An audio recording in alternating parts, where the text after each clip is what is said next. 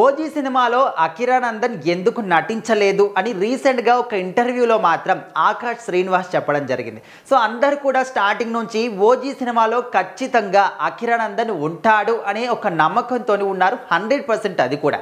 So మనము trailer వచ్చిన తర్వాత ట్రైలర్లో కూడా మనకు ఒక్కొక్క లెగ్స్ కనిపిస్తాయి. ఆ లెగ్స్ కూడా అకిరానందన్వే అని చెప్పేసి చాలామంది నమ్మకంగా చెప్పారు. ముఖ్యంగా పవన్ కళ్యాణ్ గారు ఒక 16 ఇయర్స్ ఉన్నప్పుడు ఆ ఏజ్ రోల్ని అకిరానందనే పోషించాడు అని చెప్పేసి అందరూ కూడా 100కి 200% చాలా స్ట్రాంగ్గా బిలీవ్ చేశారు. సో ఓవరాల్గా సినిమా రిలీజ్ అయింది. సినిమా మొత్తంలో చూసినా కూడా ఎక్కడ ఏ ఒక్క చిన్న చోట కూడా అకిరానందన్ కనిపించలేదు. సో అందరూ కూడా అంటే సర్ప్రైజ్ ఇస్తారేమో అని చెప్పేసి అందరు చాలా ఆసక్తికరంగా వెయిట్ చేశారు. ఇంకా ఓవరాల్గా అకిరానందన్ సినిమా మొత్తంలో కూడా ఎక్కడా కూడా కనిపించలేదు. సో ఇంకొంతమంది అప్పట్లో ఏమన్నారంటే ఓజీ సినిమాలో అకిరానందన్ ఉంటాడు అని తెలిసిన తర్వాత అదేంటి ఈ సినిమాలో ఉండకపోవడమే మంచిది, ఎందుకంటే మెగా ఫ్యాన్ నుంచి ఒక కొత్త హీరో, అది కూడా పవన్ కళ్యాణ్ గారి కొడుకు అంటే మరి ఒక సినిమా అనేది ఒక అంటే డెబ్యూ సినిమా అనేది చాలా అద్భుతంగా ఉండాలి. ఈ విధంగా తండ్రి సినిమాలో నటించడం అంటే తన ఎంట్రీ అనేది ఈ విధంగా ఉండడం, వేరే సినిమాలో ఉండడం కూడా మాకు ఇష్టం లేదు. ఆయనకి సపరేట్గా ఒక గ్రాండ్ వెల్కమ్ చెప్పాలి, అలాంటి సినిమా ఉండాలి ఒక్కడికే అని చెప్పేసి అనుకున్నారు. ఇంకా దానికి ధీటుగానే ఖచ్చితంగా ఇప్పుడు మాత్రం ఓజీ సినిమాలో అకిరానందన్ లేడు. అయితే ఎందుకు లేడు, ఎందుకు నటించలేదు? సో ఆల్మోస్ట్ ఒక 80% వరకు కూడా అకిరానందన్తోనే చేయించాలి అని చెప్పేసి కూడా డిస్కషన్ నడిచిందంట.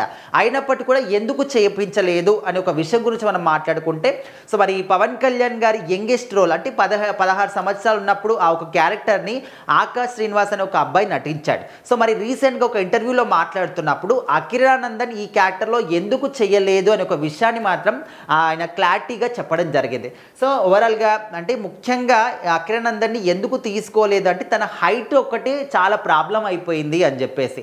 అయితే ఆకాష్ శ్రీనివాస్ ఇంటర్వ్యూలో మాట్లాడుతున్నప్పుడు తను సినిమా షూటింగ్ అప్పుడే అనుకున్నాడంట, ఒక అసిస్టెంట్ డైరెక్టర్తోని ఆయన అడిగాడట, సో ఈ క్యారెక్టర్ నేను చేసే బదులు అకిరానందన్ చేస్తుంటే ఇంకా దుమ్ము లేచిపోయేది కదా అని అడిగినప్పుడు అవును ఆ డిస్కషన్ జరిగింది, కాకపోతే తన హైట్ అనేది మాకు ప్రాబ్లం అయింది, అందుకోసం అని చెప్పేసి వద్దనుకొని నేను సెలెక్ట్ చేశారని చెప్పేసి అసిస్టెంట్ డైరెక్టర్ చెప్పాడంట. సో ఆ విషయాన్ని ఆకాష్ శ్రీనివాస్ ఈ ఇంటర్వ్యూలో చెప్పడం జరిగింది. సో ఇప్పుడు నార్మల్గా మనము ఎంత గొప్ప సినిమా అయినా కూడా ఖచ్చితంగా చాలా పర్ఫెక్ట్గా చిన్న పాయింట్ని కూడా చూసే వాళ్ళు చాలామంది కూడా ఉన్నారు అబ్జర్వేషన్లో.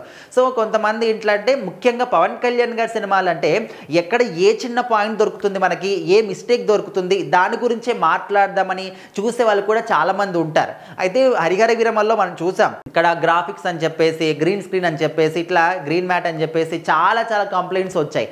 అయితే ఈ సినిమాలకు కూడా అలాంటివి ఏవి కూడా ఉండొద్దు అని చెప్పేసి ఒక రీజన్ వల్ల ఇప్పుడు ఆల్మోస్ట్ మనకు అకిరానందన్ హైట్ ఎంత అంటే 6.4 వరకు ఉంటుంది, చాలా హైట్ ఇది. సో మెగా ఫ్యామిలీ మొత్తంలో కూడా మనకు వరుణ్ తేజ్ అదేవిధంగా అకిరానందన్ వీళ్ళిద్దరే ఎక్కువ హైట్ ఉంటారు. సో ఇక్కడ వరుణ్ తేజ్ ఆల్మోస్ట్ 6.3 వరకు ఉంటే అకిరానందన్ ఇంకా హైట్ ఆల్మోస్ట్ 6.4 వరకు ఉంటాడంట. సో మరి ఆ యంగెస్ట్ రోల్ అంటే 16 సంవత్సరాల రోలే అంత హైట్ ఉంటే మరి పెద్ద అయిన తర్వాత ఏ విధంగా హైట్ ఉండాలి? పవన్ కళ్యాణ్ గారు చిన్నగా ఉంటారు అకిరానందన్ కన్నా. సో మరి ఇక్కడ లాజిక్ మిస్ అవుతుంది.